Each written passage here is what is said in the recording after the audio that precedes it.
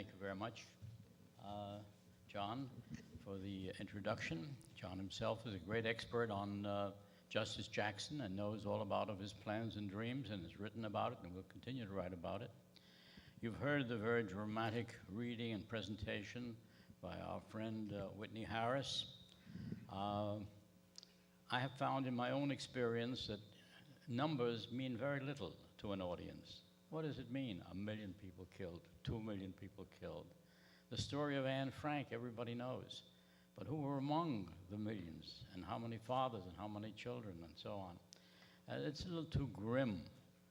Henry has told you the inspiring story of how he was saved from Wall Street by going to suffer in the Grand Hotel, where he's reported that the whiskey was 50 cents a bottle or something like that.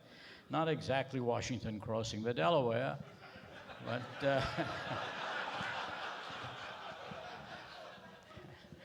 but in fact, you know, we had no idea at that time that we would be sitting 60 years later and discussing it. I'm sure that none of us would have dreamt that that was at all possible. So what I will try to do in the few minutes before we open the floor for questions is look at what you have heard so far in this conference, and my compliments to the organizers, Greg Peterson, and all the sponsors, the American Society of International Law, which sent us 2 of their great stars to join in the discussions here, and the others, to take an overall perspective of what it's all about. And most of you, I'm sure, have heard about how difficult it is in the various tribunals and the difficulties with the statutes and the interpretation of various provisions and all that, all of which is correct if you are a technician or an expert on it. But I'd like to take a step back and take another view of it. Let me follow Henry's lead first by telling you how I got involved in this business. I was a graduate of a very good law school, Harvard. And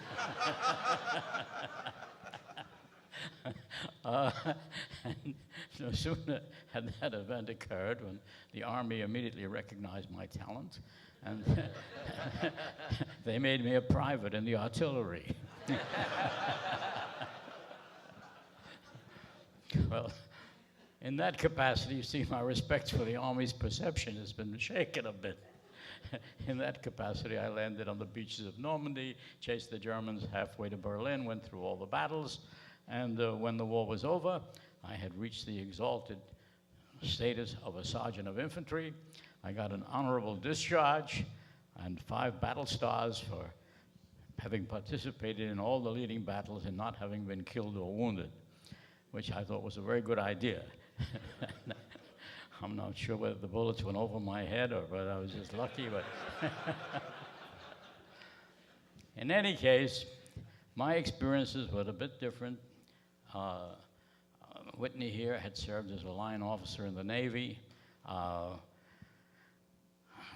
As we got into Germany, we began getting reports of atrocities, and I was reassigned from the artillery to General Patton's headquarters as a war crimes investigator. In that capacity, I won't go into the gory details or the statistics at this point. I was with the liberating forces in all the concentration camps liberated by General Patton's army. Buchenwald, Mauthausen, Ebensee, names which no longer mean anything to a new generation. But there, I personally witnessed the horrors of the camps as they were being liberated. Total chaos. The inmates dying, lying on the ground, and chasing the guards trying to flee, guards being caught, being beaten to death, burned alive, all of that. I won't go into it, but I was a personal witness to all of that in its most horrible form, in action. It was not just a statistic for me, it was much more than that. I stayed on in Germany after that, after the trials. Let me tell you a bit about it because I'm indebted to Whitney here for having interviewed Otto Ollendorf and obtained from him, an SS general, the confession that the unit under his direct command had killed 90,000 Jews. And I became the chief prosecutor in that trial, the Einsatzgruppen Trial, because we had found the other documents, the daily reports from the front, saying specifically which unit entered which town, who was the commanding officer, what was the date, how many people they killed, the different categories, Jews, gypsies, communist functionaries, and others. We had these daily reports. I personally totaled them to add up to over 1 million people. At that point, I said, that's enough. I flew from Berlin, where we did our research, down to General Taylor, who was my chief of counsel at that time. He was followed Justice Jackson for 12 subsequent trials. Very fine lawyer from Harvard. And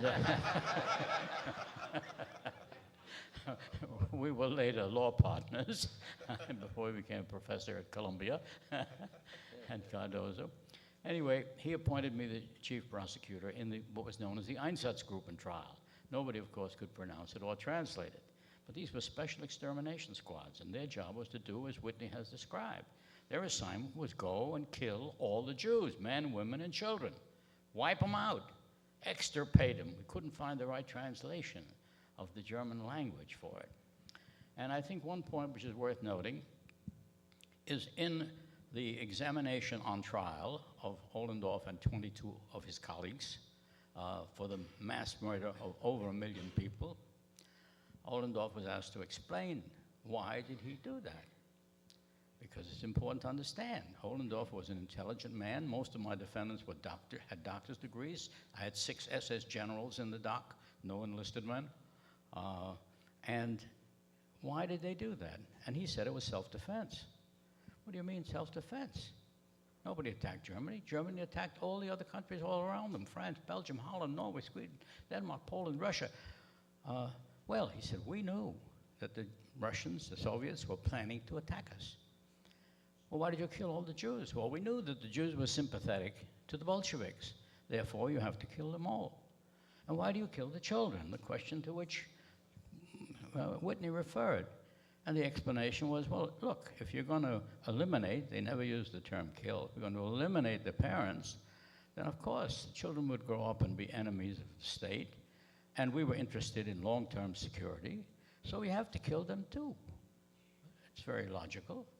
Now, my units used the gas vans, which Whitney described the documents of. He first led him to the trail, this SS Officer Becker. I got the details of that. Ollendorf didn't like them.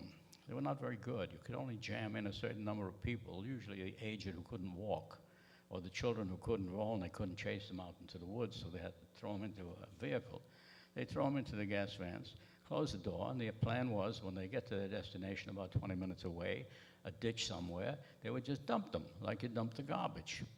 But Ollendorf complained that sometimes there were some of them still alive. And it was terrible. His men had to unload them by hand. And they were bloody from scratching and screaming and feces and urine. And he said, this was very hard on my men.